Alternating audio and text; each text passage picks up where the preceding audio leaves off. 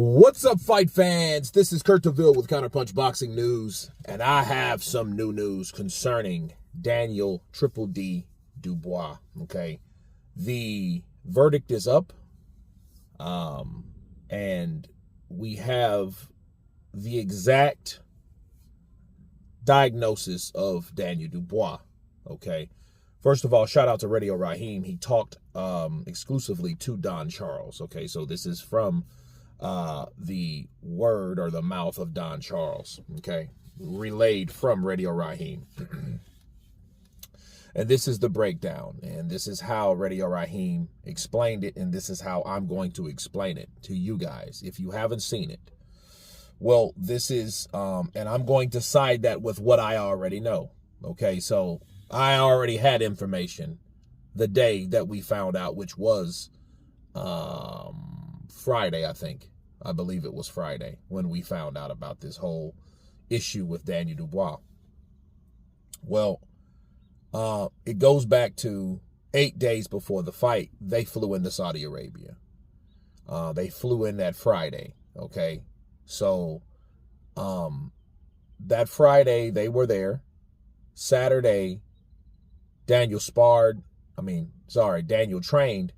and he looked 100%. He looked great. Okay, that's Saturday. In fact, Don Charles, the trainer, wanted that fight to be that day because he was in such a tip-top of shape that day, Saturday. Okay, 7 days prior to the fight. The weekend goes by, okay, and comes Tuesday, Daniel Dubois trains again. And as he trains again, Don Charles noticed a change in the intensity, in the movement, in the speed, in the performance of the training session with Daniel Dubois. Okay, he noticed. But he didn't really, trip or flip out or whatnot. Okay, and then the next day, Daniel Dubois did another training session. Now, keep in mind, Wednesday was the media workout. Okay, so I think this was prior to the media workout. And the media workout, it was even less. The performance looked a lot flatter on Wednesday than Tuesday. Okay.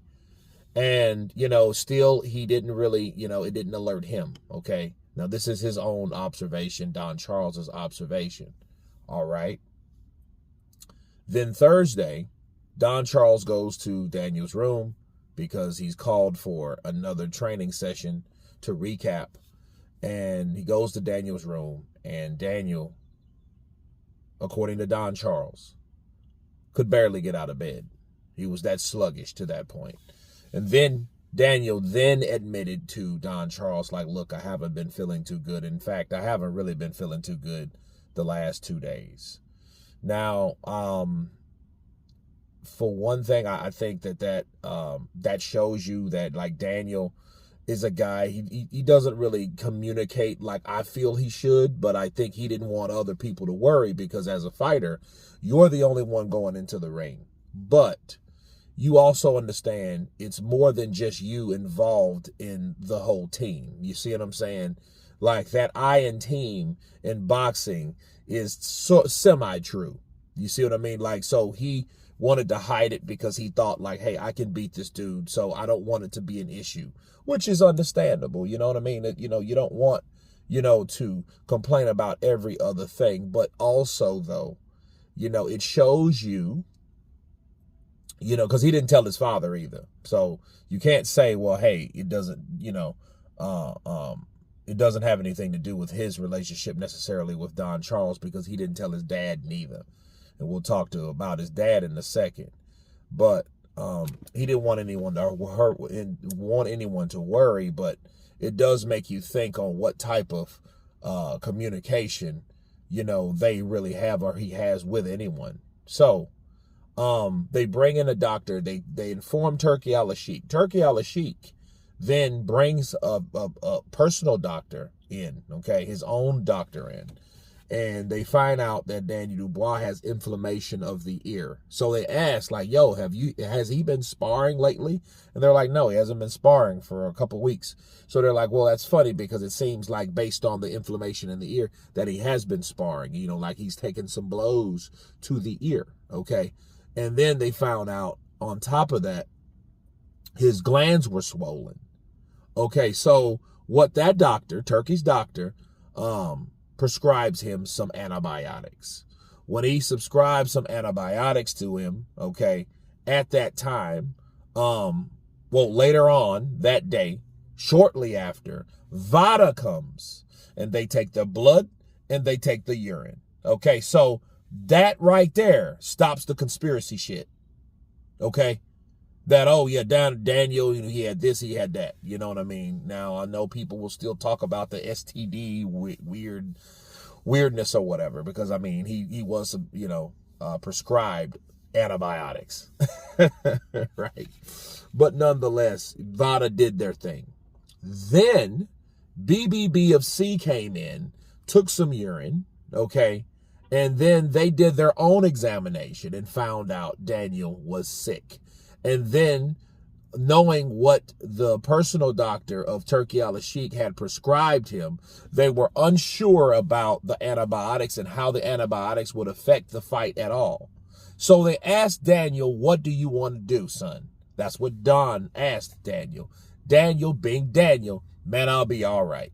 Well, at that point, he had to pull rank and tell Papa Dubois, okay, Stan Dubois, hey, this is what's going on. This is what the BBB has gathered and, and diagnosed, and then the personal doctor of Turkey. So what do you want to do? In my opinion, I don't think he should fight. And his dad, ultimately, Papa Dubois, stopped the fight. And this was all on Thursday. Okay. And that's when they started scrambling for an opponent. Okay. And my sources, that it was a change of weather, that he'll be fine, but they're not sure he was going to fight. Now the strange thing is, I also was told from that same source that Daniel has been, they've been looking for a replacement, more than that short amount of time, which I question that, you know what I mean? Because it's like, okay, based on what Don Charles said, they just found out Thursday, and then he's been feeling shitty since Tuesday.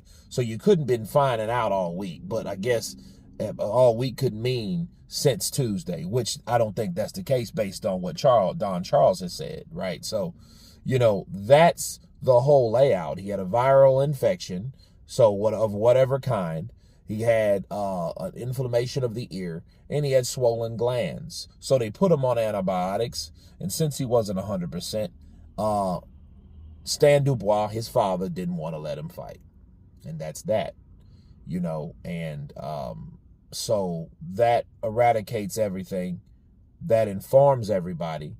So the good thing I can extract from that is he'll be okay, first of all. Second of all, all the Vada drug testing conspiracy shit can stop, because that alone puts a damper and a bad stain on a fighter.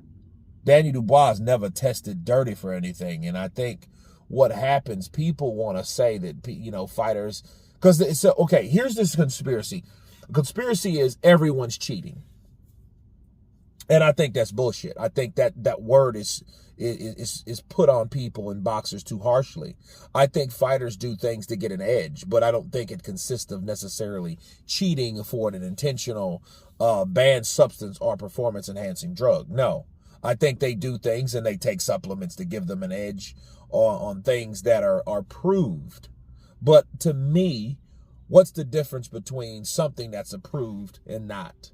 Really nothing at all, because at the end of the day, it's a reason why you have a banned substance list, right, and a performance-enhancing drugs list, because the banned substance list is a drug that they find out that the shit's not good for you. Well, that could be drugs that they just haven't found out about yet, You see what I mean? So it doesn't, to me, people do things to get an edge, whether it's powder, whey, protein, multivitamins, and all that. That's just the way it is, because they have been allegedly meant to make fighters better. And this, if the fighters believe that that'll make them better fighters, they're gonna take the shit, whatever it is.